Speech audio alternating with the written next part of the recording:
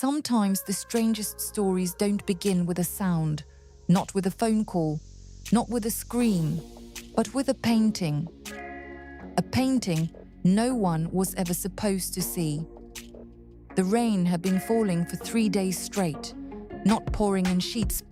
No, it simply hung in the air, as if the entire city had sunk underwater and people had forgotten what a real sky looked like.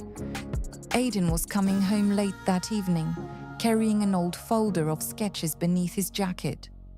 His studio smelled of paint thinner, damp wood, and cheap coffee. He hadn't sold a single piece in over a month. No one bought paintings anymore. People bought short videos. People bought noise. People bought things that disappeared after 10 seconds. But paintings required silence. Aidan lived in an old riverside district where even the streetlights glowed dimly, as if tired of illuminating the same endless evenings. The stairwell of his building always smelled like dust and cold metal. When he reached his floor, he noticed something strange. A triangular canvas stood outside his apartment door, not leaning against the wall, not wrapped, just standing there, as if someone had placed it there only seconds ago. Aidan froze. The painting showed a brilliant triangle divided into 3 colors. On the left, a cold turquoise. On the right, a deep midnight blue. At the top, the red glow of sunset. At the center burned an enormous sun. And on a bridge stood 2 dark figures, a man and a woman. No faces, no details. Yet somehow it felt as though they were waiting for someone. Aidan carefully touched the paint. It was dry, but warm, very warm. He frowned. In the lower corner of the canvas, there was only one word: look. That night he barely slept. The painting stood against the wall opposite his bed. Every time Aidan opened his eyes, it seemed as though the light inside the canvas had changed. The sun grew brighter. The shadows stretched longer, and the bridge seemed to extend farther than perspective should allow. Near dawn, he finally snapped on the lamp. Nothing. Just an ordinary painting. "You're exhausted," he muttered to himself, but then he noticed something else. Birds. They hadn't been there before. Now 3 tiny black birds circled above the crimson sky. Aidan stepped closer. No, he was certain. The painting had changed. The next day, he tried to find out where it had come from. A woman from the first floor said she'd seen a man in a long dark coat. Couldn't remember his face, she shrugged. But he was strange, didn't walk, almost floated. Did he say anything? Nothing. Nothing at all. He only asked if the painter was home. Aidan felt a cold knot tighten in his chest. Almost nobody knew him anymore. He had stopped exhibiting years ago. 3 years earlier, after a tragedy, he'd stopped painting people entirely. Only landscapes, only empty streets, only the sea, because faces reminded him of Evelyn. Evelyn died in the fall. They had been driving home late at night across an old bridge outside the city. It was raining. The car skidded. Aidan survived. She didn't. After that, he barely spoke to anyone, and he stopped using bright colors until this painting appeared. A few days later, things began happening that couldn't be explained. At first, Aidan heard a sound, soft, as though someone were brushing fingers across violin strings. He assumed it came from a neighboring apartment, but the sound was coming directly from the painting. He stepped closer and saw the sunlight inside the canvas trembling slightly, like something alive. Aidan stumbled backward. His heart pounded. No, that's impossible. But that evening, something worse happened. There were now 3 figures on the bridge. The third stood slightly apart, tall, motionless, as though watching the other two. Aidan photographed the painting. Then he opened older photos on his phone. The third figure hadn't been there before. A chill crawled down his spine. Either he was losing his mind, or the painting was truly changing. For the first time in years, Aidan picked up a paintbrush again. He didn't intend to paint anything. He only wanted to test a thought. If the painting could change itself, could he change it in return? Carefully, he painted a thin white line beside the bridge. A small lantern, a simple stroke. Nothing special. The next morning, the lantern was gone, and in its place appeared a shimmering trail of light across the bridge, like moonlight reflected on water. The painting did not accept changes. It answered them with its own. That evening, someone knocked at his door. An elderly man stood outside.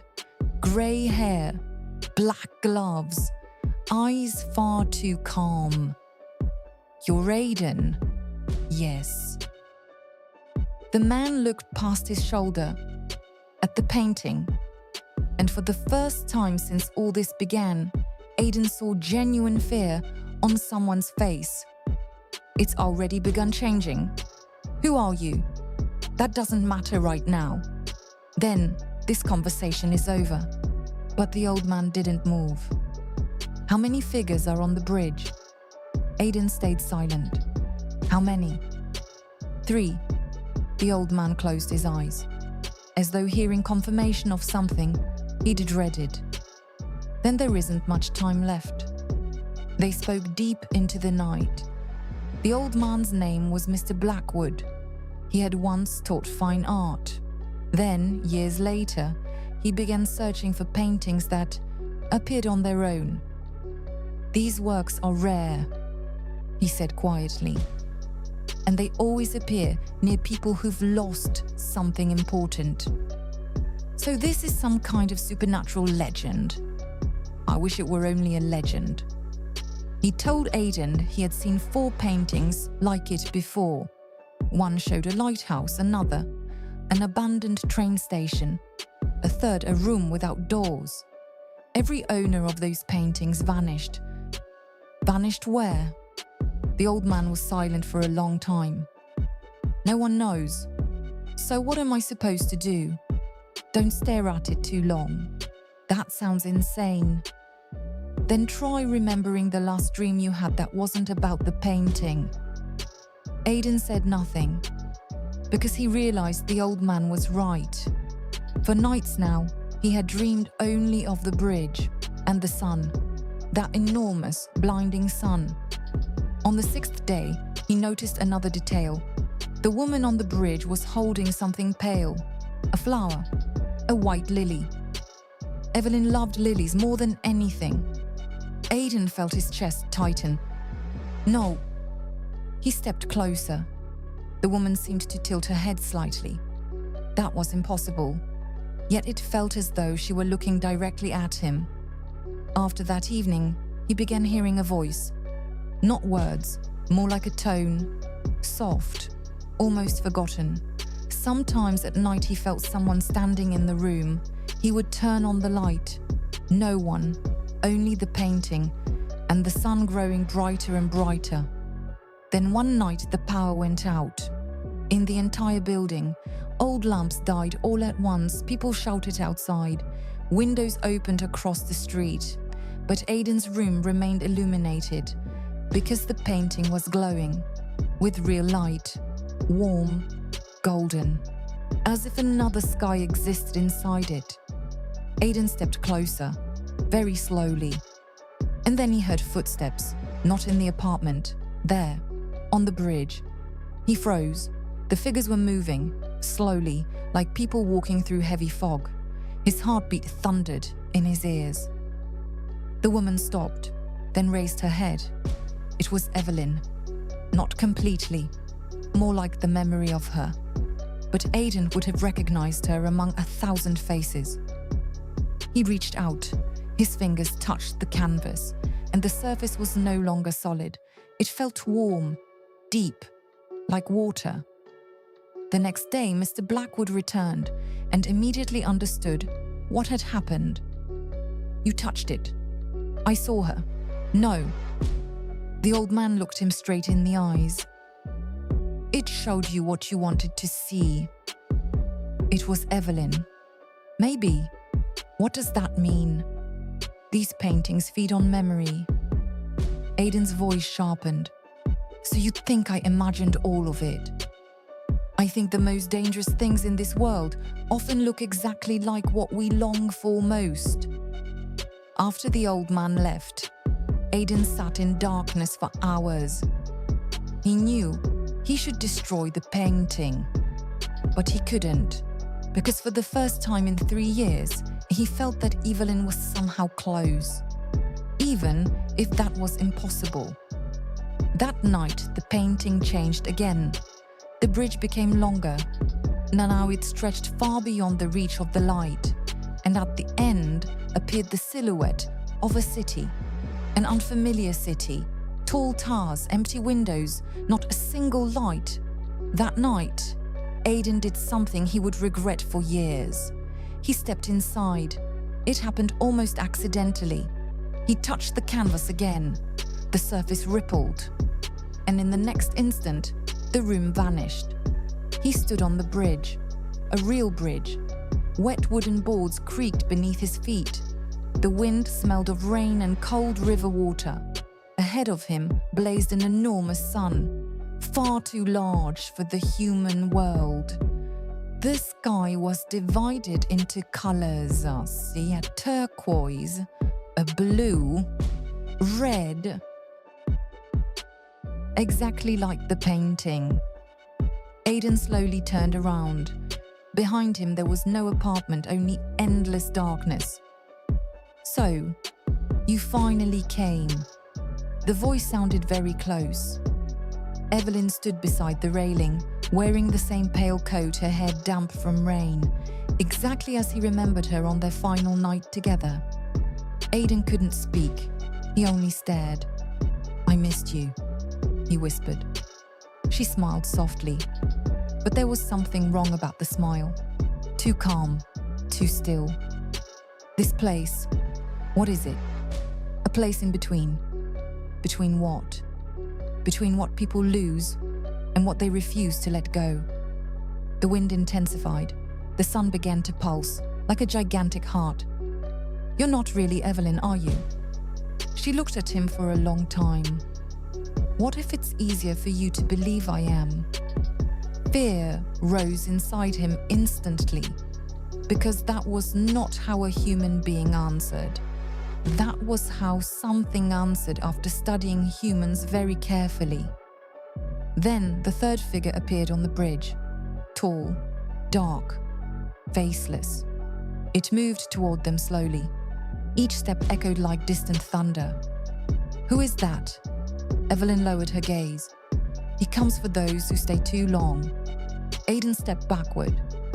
The dark figure stopped, then raised one hand, and Aidan saw that where its face should have been, there was emptiness, not darkness, emptiness itself, as though part of the world had been cut away. "You need to leave," Evelyn said. "I don't want to." "Then you'll remain here, with you." For the first time, real sadness crossed her face. "No." The bridge began trembling beneath his feet. The sun blazed brighter. Thin white cracks spread across the sky, like fractured paint. "Listen to me carefully," Evelyn said. "This place does not return people." "Then what are you?" She didn't answer, and somehow that silence was more terrifying than any truth. The dark figure continued approaching, slowly, yet the distance between them closed far too quickly. And suddenly Aidan understood. Normal laws did not exist here. This place had not been created for life. It had been created for memory. He looked at Evelyn, then at the blazing sun, and suddenly remembered her last words that night. "Keep living, okay?" At the time, he hadn't understood. But now he did. She hadn't been talking about the future. She had been saying goodbye. For real. Aidan slowly closed his eyes. All these years he had tried to hold on to someone who was already gone, to preserve memory forever, to stop time. But time never stops, not even for love. When he opened his eyes again, Evelyn was smiling, now peacefully, without that unnatural stillness. "Thank you," she said softly. The dark figure stopped moving, as though something had changed. Aidan stepped backward. Then again, the world around him began dissolving. Colors melted together. The bridge vanished. The sun turned white, blinding white. He awoke on the floor of his apartment. Rain fell outside the window. Ordinary rain, real rain. The painting still stood against the wall, but now it was different. The bridge was empty, the sun had gone dark, and instead of figures, only a narrow trail of light remained across the water. And beneath it, a new word. Let go. The next morning, Aidan carried the painting down to the river. He stood there for a long time. Wind tugged at the sleeves of his coat. The sky was grey, but for the first time in years it no longer felt heavy. He looked at the canvas, then gently placed it beside the old bridge and walked away, without looking back. A month later, Aidan began painting people again, at first hesitantly, then more freely. Light returned to his work. Not as blinding as the light within that triangle, but alive, real. Sometimes, late in the evening, he thought he could hear familiar music in the distance, very soft, as though the wind had brushed against forgotten strings. And then, he would simply smile, without pain. And many years later, a young boy returning home late at night noticed a strange painting standing outside his door, triangular, with a blazing sun and a bridge. On the bridge stood only one figure, as though waiting for someone. And in the corner of the canvas was written a single word: look. Thank you for listening to my story to the end. I hope you enjoyed it. Watch it to the end and see the finished painting, which I also painted.